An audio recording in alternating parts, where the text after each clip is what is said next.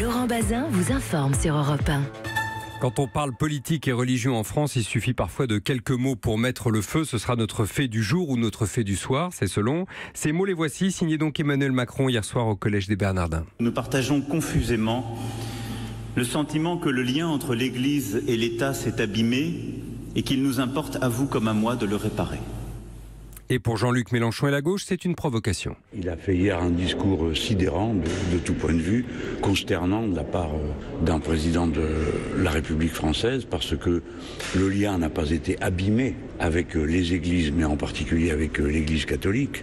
Il a été rompu. Et il n'y a aucune raison de revenir sur cette rupture. Allusion évidemment à la loi de séparation de l'Église et de l'État de 1905. Que dit-elle d'ailleurs cette loi? On va en parler ce soir. Le président a-t-il mis le feu à la laïcité? A-t-il été plus loin que ses prédécesseurs? On va en parler avec Louise Gamichon. Bonsoir à vous. Bonsoir. Journaliste et fondatrice de laïcité.fr, et Marc Tronchot. Bonsoir Marc. Bonsoir. Qui connaît bien Europe 1.fr.info. .info. Laïcité.info, pardon. Et Marc Tronchot, donc bonsoir. Auteur des Présidents face à Dieu, publié chez Calman Lévy il y a 2 ans. J'attends évidemment vos avis au 39-21. Il y a déjà quelques clients. Je me ferai l'écho de leur réaction dans une petite minute. D'abord, discours fondateur ou discours provocateur? Qui veut commencer? Louise Gamichon. Je dirais qu'il n'a pas été si provoquant que ça pour l'avoir lu en entier. Non, c'était un discours assez mesuré. Il y avait un peu rien de nouveau sous le soleil par rapport à ce qu'il avait dit auparavant. En fin de compte, j'ai trouvé que ça n'était pas... il n'a pas fait de grandes déclarations très différentes de ce qu'il avait dit avant. Il a plutôt rappelé en fait des choses qu'il avait déjà dit avant sur les religions et sur la laïcité. Mais maintenant, il est président. C'est ça peut-être la différence? Mais il avait à peu près dit des choses similaires devant les cultes en janvier. Lors de ses vœux, il avait dit des choses assez semblables en fait. Donc j'ai pas été très surprise de ce discours. Ce que vous avez entendu, Marc Tronchot. C'est pas fondateur parce qu'il a rien à fonder. Il veut réconcilier, il veut rétablir un dialogue dont il pense qu'il a besoin d'être peut-être un petit peu dopé. Il emploie le mot de réparation. On va y revenir. Il a sans doute raison. Une provocation, bah oui, bien évidemment, et une provocation pour qui la ressent comme une provocation. Les hommes politiques qui, en plus, ont pour certains une folle envie d'exister, ne peuvent pas rêver de meilleur cadeau que d'avoir ce genre de choses à se mettre sous la dent. Donc c'est très bien pour tous ceux qui sont des fervents laïcards, des nostalgiques d'une certaine époque où on pouvait faire de l'anticléricalisme à bon compte. Bon, c'est pas forcément... j'ai pas entendu des gens de la gauche socialiste modérée pour le moment tenir Manuel le Valls, même c'est genre la gauche de propos. socialiste modérée pour vous? Enfin, disons Oui, plus socialiste, en tout cas, centre-gauche modérée. Oui, c'est Manuel Valls, centre-gauche modéré. il dit la loi de 1905, rien que la loi de 1905, Oui, toute la loi de 1905, c'est son côté catalan. C'est-à-dire un petit peu dur dans l'appréciation peut-être. Je dirais pas que en l'occurrence Manuel Valls est sur les questions de religion peut-être le plus docte ou qu'il ait une réaction comme ça, c'est parfait. Encore une fois, je veux pas être méchant avec qui que ce soit, mais Manuel Valls a aussi besoin d'exister. Oui. Le président, il était parti en guerre déjà contre la laïcité, comment disait-il, militante, Oui, presque la religion de la laïcité. C'est ce qu'il avait dit. Oui, il ne veut pas que la laïcité devienne une religion d'État. C'est ce qu'il dit, c'est ce qu'il martèle. Effectivement, il est plutôt sur une ligne loi de 1905, article 1. Donc, l'État garantit la liberté de conscience. Donc, du coup, il est plutôt sur cette ligne-là que sur l'article 2 qui pose des interdits. Voilà, c'est ça. Quand on l'accuse de pulvériser la loi de 1905, vous dites non. Mais non, où est-ce qu'il l'a pulvérisé en fait? Je ne comprends pas en fait ses réactions parce qu'il s'est exprimé devant des évêques. Ça n'est pas contre la loi de 1905. Qu'a-t-il dit qui allait à l'encontre de la loi de 1905? Qu'est-ce qui est interdit par la loi de 1905, par exemple? L'État ne reconnaît ni ne subventionne ni ne salarie aucun culte, ça c'est clair. Mais après, il y a des interdits. Il y a l'interdiction, par exemple, d'apposer des symboles religieux sur l'espace public à partir du 10 décembre 1905. Il y a ce genre d'interdiction. Il y a tout un tas une liste de points administratifs, techniques très précis. Mais si vous voulez, Aristide Briand le disait, quand on se pose des questions, on regarde l'article 1. L'article 1, c'est que l'État l'État garantit la liberté de conscience. Et c'est là-dessus qu'il a beaucoup appuyé. Donc en fait, je ne comprends pas pourquoi on dit qu'il a été à l'encontre de la loi de 1905, parce que sur le coup, d'un point de vue légal, il n'y avait rien à dire. Le fait de s'exprimer devant des évêques et de dire ce qu'il a dit, bon. Après, on peut débattre sur le fond, on peut ne pas être d'accord avec certaines choses qu'il a dit, avec certaines références. Ça, on peut en débattre. Mais si vous voulez, d'un point de vue légal, je ne vois pas en quoi il a été à l'encontre de cette loi. Il n'y a pas de sujet pour vous, en tout cas. Pour moi, il n'y en a pas. Clément, qui nous appelait de Nantes tout à l'heure et qui ne souhaitait pas passer à l'antenne, donc je le lis au 39-21. Vous êtes libre de nous continuer à nous appeler, bien sûr. Je m'étonne qu'il n'y ait pas cette indignation quand le président va tous les ans donner un discours au dîner du CRIF, Marc Tronchot. Conseil représentatif des institutions juives de France. Je vais continuer. C'est peut-être l'ancien patron du service politique de cette maison qui va parler. Mais en l'occurrence, il ratisse large, Emmanuel Macron. Il ne cesse de le faire depuis le début. Il l'a fait pendant sa campagne. Il a plutôt bien réussi. Et maintenant, il continue à le faire. Peut-être parce qu'en prévision de choses qui pourraient arriver et qui nécessiteraient que son électorat soit le plus large possible. Il a vu les protestants. Il a vu, en l'occurrence, le CRIF comme tous ses prédécesseurs. Ça fait partie des traditions, certains diront des marronniers, ou des figures imposées. Enfin, je veux dire, et regardez ce qui se passe au dîner du CRIF. Il y a des personnalités de gauche, de droite et du milieu. Bon, il a vu les protestants, il a vu les musulmans. J'allais dire, si j'ai bien fait le compte, il lui manque plus que les bouddhistes. Mais il les fera sûrement un jour. Encore qu'il était en Inde, il a peut-être rencontré d'ailleurs quelques... Mais je veux dire, ça reste de la politique en dehors du fait qu'il y a un fondement chez Emmanuel Macron. Il y a bien évidemment un vécu. C'est un homme qui a une culture, qui a une éducation, qui a été éduqué par les jésuites, c'est pas rien, et qui effectivement est très porté vers la philosophie, qui est très porté vers le sacré, le transcendantal, bien plus que vers le religieux. C'est ce qui en fait la différence. Oui, ouais. Non, c'est ce qui en fait...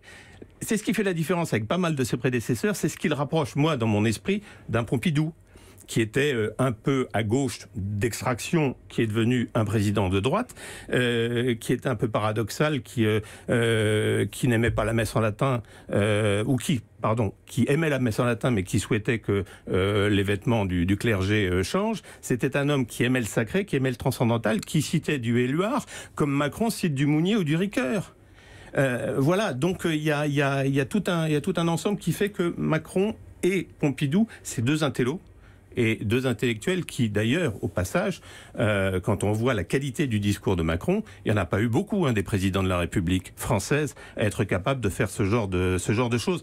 D'autant que je pense qu'il a dû le faire lui-même. Écrit lui-même, vous pensez? Je pense qu'il a dû le faire lui-même, en tous les cas. Parce qu'il a par ailleurs de très bonnes plumes, le président Macron. Voilà, c'est pas le discours... Je parle de ceux qui écrivent pour lui quand je dis de très bonnes plumes. Absolument. Il a peut-être une très belle plume, mais il a aussi une très bonne plume. C'est pas, par exemple, du même tonneau que le discours de Latran qu'on a tant reproché à Sarkozy et qui avait été écrit par un de ses conseillers. Par exemple. On va le réentendre, ce discours de Lacran, après une petite pause, et puis je demanderai à Louise Gamichon s'il y a une histoire particulière entre Emmanuel Macron et la religion. Peut-être l'âge auquel il a été baptisé. À tout de suite. 39-21 pour réagir. Europe Soir, Laurent Bazin sur Europe 1. On parle d'Emmanuel Macron et de la religion, précisément de la religion catholique, après son discours au Collège des Bernardins hier, et de la nécessité de réparer, a-t-il dit, le lien entre l'État et l'Église. On en parle avec Louise Gamichon, qui est fondatrice de Laïcité avec un S.info, et de Marc Tronchot, auteur de Les présidents face à Dieu chez Calman Lévy. Encore une fois, 39-21, si vous souhaitez participer à notre discussion. Je voulais qu'on dise un mot de l'histoire d'Emmanuel Macron par rapport à sa religion. Il a une religion, le président, il est catholique. A priori, oui. Après, vous savez, on peut en changer avec l'âge. C'est autorisé aussi. Il a dit qu'il s'était fait baptiser à l'âge de 12 ans, que c'était un choix personnel, que d'ailleurs un membre de sa famille n'était pas très d'accord, il me semble, et que c'était au moment de son entrée à la Providence, une école du jésuite. Donc effectivement, a priori, il le dit dans son discours qu'il a une histoire personnelle aussi. Oui, ça crée une relation qui est un peu plus, comment dire, peut-être plus dynamique que ceux qui ont été baptisés de manière automatique, non? Peut-être, oui. Pardon, pour le coup. Quand c'est un choix, oui, pourquoi pas, sans doute. Marc Tronchot, tous nos présidents ont été baptisés? Oui, mais ils ont tous, j'allais dire, ils sont tous tombés dedans quand ils étaient petits. François Hollande était enfant de cœur, je crois. Oui, non, mais il était enfant de cœur, et il a fait ses études chez ce qu'on appelle les frères sans manches, c'est-à-dire les lazaristes. Ça, c'était effectivement en Normandie. Mais De Gaulle, c'est connu de tous. Il est né dans un milieu qui était extrêmement croyant, mais social croyant, si j'ose dire. Pompidou, il est né dans un milieu milieu plutôt de gauche, mais sacrifiant un certain nombre de conventions qui étaient sociales, et la religion en fait parfois partie, en tous les cas, à cette époque-là. Giscard, oui, il est né lui aussi dans un milieu où on était comme ça, même si on peut y revenir. Il allait à la messe, Valéry Giscard d'Estaing, président, je veux dire. À la messe, mais Giscard a été le seul président de la Ve République, un petit peu Sarkozy, à se fâcher avec le pape, à cause de l'IVG. Et d'une certaine manière, Sarkozy a fait un petit peu la même chose, s'est fait remonter les bretelles quand il n'a pas compris, lors du discours de Grenoble, qui était un discours très sécuritaire, qu'il ne fallait pas parler des Roms aussi légèrement, parce que les Roms sont des chrétiens. Et il s'est fait un petit peu rabrouer et il a été prié de venir faire amende honorable au Saint-Siège quelques temps après. Mais si on continue la liste, donc Giscard, ok, Chirac...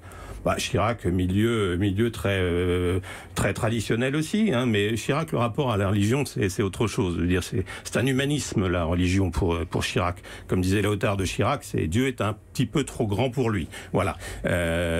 Et pour ce qui concerne... C'est pas qu'une gentillesse. Et c'est pas qu'une gentillesse, mais à la fois, c'est une tendresse. J'ai souvenir de la manière dont Léotard me l'avait dit, ça. Et c'était pas avec une détestation qu'il peut avoir, en revanche, pour d'autres. Il y a eu ensuite il y a eu Sarkozy. Bon, Sarkozy, on vient d'en parler. Il était lui aussi très croyant, ou en tous les cas il a été dans ce milieu-là, et il était caricaturé par Cabu en petit séminariste. Ouais. Mais bon, et puis bon, Hollande, on vient de le dire, mais Hollande, lui, par la suite, il a décidé que tout ce qui était Immaculée Conception, les anges, la Vierge Marie et tout ça, ça ne l'intéressait pas. En revanche, la doctrine sociale de l'Église, il voulait bien regarder. C'est peut-être là qu'il y a réparation dans les mots d'Emmanuel Macron. On va en parler d'ailleurs. Vous le disiez, De Gaulle et Giscard allaient à la messe, Jacques Chirac aussi parfois au fort de Brégançon. Oui. Voilà, il me semblait m'en souvenir. Il parlait, Jacques Chirac, d'héritage chrétien. Nicolas Sarkozy aussi, c'était à Latran en 2007. Dans la transmission des valeurs et dans l'apprentissage de la différence entre le bien et le mal, l'instituteur ne pourra jamais remplacer le pasteur ou le curé, même s'il est important qu'il s'en approche, parce qu'il lui manquera toujours la radicalité du sacrifice de sa vie et le charisme d'un engagement porté par l'espérance. Emmanuel Macron va pas aussi loin que ça. Non, pas du tout. D'ailleurs, Philippe Portier analyse un petit peu les positions de Nicolas Sarkozy, François Hollande et Emmanuel Macron. Et il parle de la position de Nicolas Sarkozy comme plutôt d'un catholicisme d'identité, vraiment, alors que Macron serait plutôt sur un catholicisme dit de confrontation, qui se rapprocherait un peu plus des théories un peu complexes de Paul Ricoeur. Donc, ce serait un petit peu différent dans l'approche. Il parle plutôt d'un catholicisme d'enracinement, en fait, mais pas de racines, puisqu'il le dit dans son discours, les racines, ça peut être mort. L'enracinement. Il ne s'agit pas d'être identitaire, vous voulez dire, chez Emmanuel Macron. Il s'agit d'être plus de l'ordre de la spiritualité, ça vous voulez dire. C'est plutôt spirituel, oui, tout à fait. Allez-y, Marc Tronchot. Une anecdote à propos de ce qu'on vient d'entendre. Ce discours-là et cette formule-là, dans l'avion qui l'amène à Rome, Sarkozy regarde son conseiller et lui dit « On n'y va pas un petit peu fort là ?» Et le conseiller lui répond, c'est dans le livre et c'est, croyez-moi, je ne vais pas dire prouvé. Vérifié en tout cas. Le conseiller lui répond « On va quand même pas faire du Chirac ». Bon. Et autre explication de ce mot qu'il a tout de même un peu regretté par la suite, en trouvant que ça avait évidemment pris trop d'ampleur, Nicolas Sarkozy a, est-ce que c'est quelque chose d'opportuniste ou pas, ou est-ce que c'est la vérité? Ça peut être la vérité. Le sens du sacrifice, effectivement, Nicolas Sarkozy voulait rendre d'une certaine manière hommage aux moines de Tibérine, qui avaient précisément été les emblèmes de l'esprit de sacrifice. Et il a voulu leur rendre hommage d'une certaine manière. C'est ce qui faisait, d'après lui, la différence entre un instituteur et un homme d'église, qui était capable de se... Bon, on a vu depuis, et le colonel Beltrame est là pour le montrer, que, en l'occurrence, on pouvait être croyant, on n'était pas nécessairement un abbé, un curé ou un moine pour avoir cet esprit de sacrifice-là. Je cite, pardon, Siadi, mais malheureusement, le temps va nous manquer. Merci de nous avoir passé un petit coup de fil de Fontenay, en Parisie, je crois. Je pense que dans ce pays, nous disiez-vous, dans dans ce pays, nous avons un problème avec les intégristes de la laïcité. L'État ne doit pas être l'ennemi des religions, il doit être le garant de tout le monde. Ça, c'est la loi de 1905, on est d'accord ? Oui, tout à fait. Et puis quasi mot pour mot. L'État dialogue avec les religions, effectivement. Nos voisins belges s'étonnent que l'État ne dialogue pas plus avec une instance de libres penseurs ou d'athées, mais l'État dialogue avec les religions. La séparation ne signifie pas qu'ils s'ignorent cordialement et qu'ils ne discutent jamais ensemble. Ils sont tout à fait le droit et on a besoin aussi qu'ils se parlent. Merci à tous les deux d'avoir participé à décoder tout ça. Merci Louise Gamichon, fondatrice de Laïcité avec un S.info. Marc Tronchot, je renvoie votre livre Les présidents face à Dieu chez Kalman Levy. Europe 1.